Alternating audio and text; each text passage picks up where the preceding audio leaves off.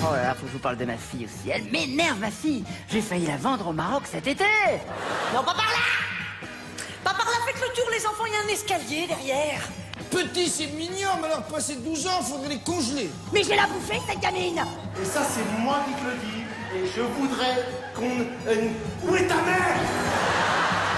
Des cris et des rires, des conflits et des secrets, mais aussi beaucoup d'amour et de complicité. La famille, qu'elle nous rassure ou nous embarrasse, reste le lieu de toutes les émotions. La famille, c'est terrible, quoi. On s'engueule tout le temps. Ouais, Kifina, c'était ma mère. Elle est complètement hystérique. Se disant que je passe des heures au téléphone, n'importe quoi. Maman, tu me nommes la porte, te pêche au téléphone. Et si elle ferme? Pousse. Et tu sais pourquoi tu vas être angoissé pendant les 4 jours de ton week-end? Parce que tu sais que tu vas pas voir ta mère pendant 4 jours. Le succès, c'est comme la famille. Ça vous donne des ailes ou ça vous étouffe. On passe de l'un à l'autre. Pour écrire tous ces sketchs détonnants, les humoristes, quelle que soit leur génération, ont largement puisé leur inspiration dans leur propre histoire. Quand j'ai dit à ma mère qu'on allait l'appeler Léon, elle m'a dit « Vous allez l'appeler Léon tous les jours ?» Mariage mixte et famille recomposée, On a le droit d'épouser la sœur de son beau-frère. mariage pour tous. Depuis plusieurs décennies, les modèles familiaux évoluent et les humoristes surfent, bien entendu, sur l'air du temps. Voilà, je suis prête.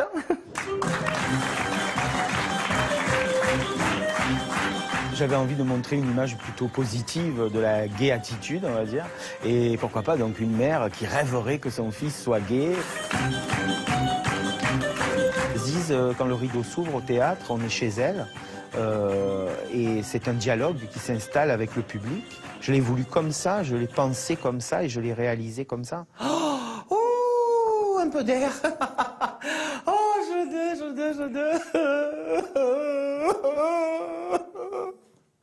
je voulais pas que mon fils il se marie, moi. Je voulais le garder que pour moi. Moi, je voulais qu'il soit gay, en fait. Gay, c'était le mieux, quoi, tu vois. Et puis, ils sont beaux, les gays, toujours bien coiffés, bien parfumés. Et puis, ils aiment les vieilles. Ça, c'est... Hein? Oh, je voulais qu'il soit gay. J'ai tout fait pour qu'il soit gay. Seigneur, pourquoi vous m'avez pas exaucé? Avec les efforts que j'ai faits. J'ai commencé à le déguiser en fraise tagada. Il avait 4 ans. Oh, je l'ai inscrit au fan club de Sheila, il avait 7 ans. Je me suis farci tous les albums de Sheila pendant des années. Ça tue, ça. Et puis après, on a enchaîné vers 14 ans avec Mylène Farmer. Je connais toutes les chorégraphies. Il n'y a rien eu à faire. Rien. Quand je pense que ça fait 10 ans que j'y achète le calendrier des dieux du stade, rien à faire.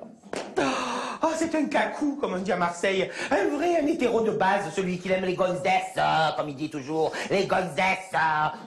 J'ai pas mérité un fils comme ça, moi. Oh. Je suis pas une cagole. Oh. Ziz, ou plutôt Thierry, vous êtes vraiment méconnaissable. Quel travail de comédien et de transformiste.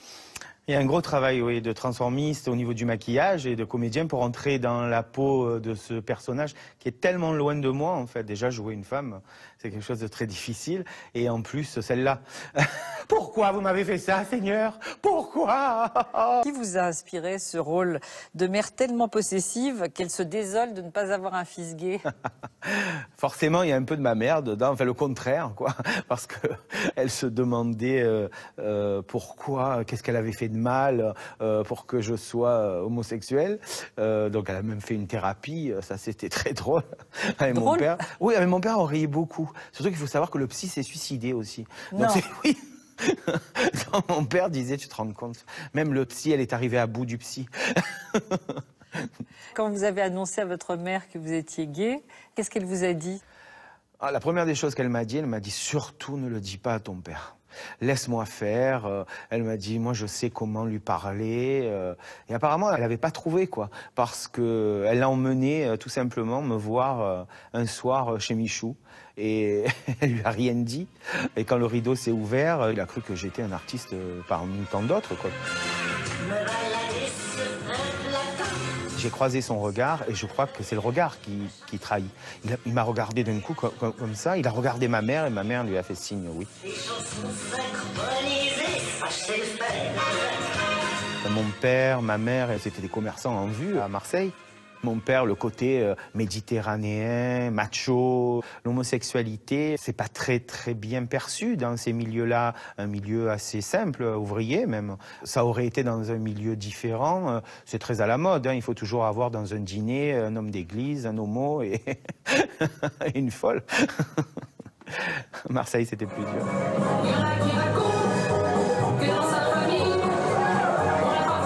J'ai cumulé, moi, parce que j'ai, en plus que je jouais, donc, que j'étais transformiste chez Michou, que j'étais homosexuel, je me suis marié avec Coccinelle.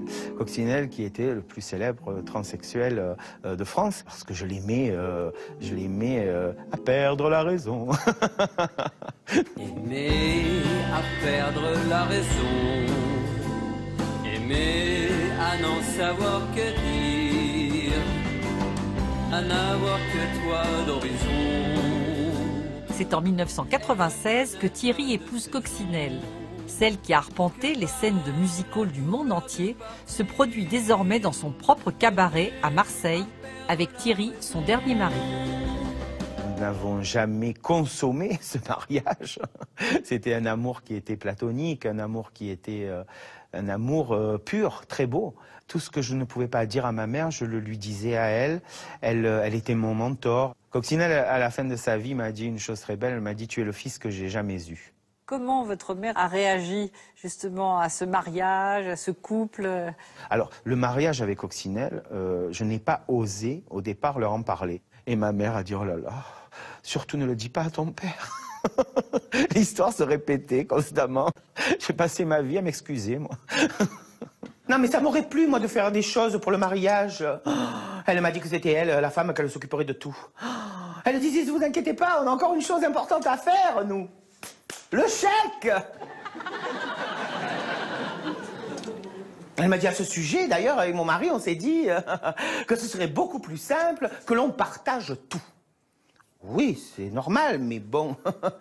Elle me dit, ce sera très facile ainsi, on divisera par 2. Ah ben je dis, vous êtes combien vous? Elle me dit 180. Ah ben, je dis, ça pose un problème parce que nous on est 20.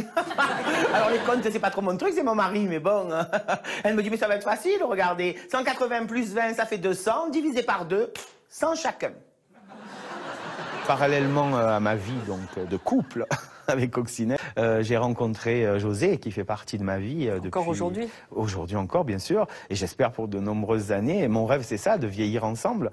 Les parents de José sont des gens merveilleux et auprès d'eux, j'ai trouvé encore une autre famille. Pour conclure cette vidéo, j'aimerais vous dire un truc tout simple, tellement simple qu'on oublie parfois que c'est ce qu'il y a de plus important. Mais dans la vie, ce qu'on a le plus cher, ça se trouve pas dans les bouquins, sur le net ou à l'autre bout du monde. Non, ce qu'on a le plus cher, ça se trouve juste là, à côté de nous, notre famille, nos proches. Et parfois, on les voit même pas. Ou on se dit qu'on a toute la vie pour leur dire je t'aime, mais ça, c'est faux. À Trinidad, tout là-bas aux Antilles, à Trinidad, vivait une famille. Il y avait la maman et le papa et le grand-fils aîné, qui à 40 ans n'était toujours pas marié. Un jour il trouva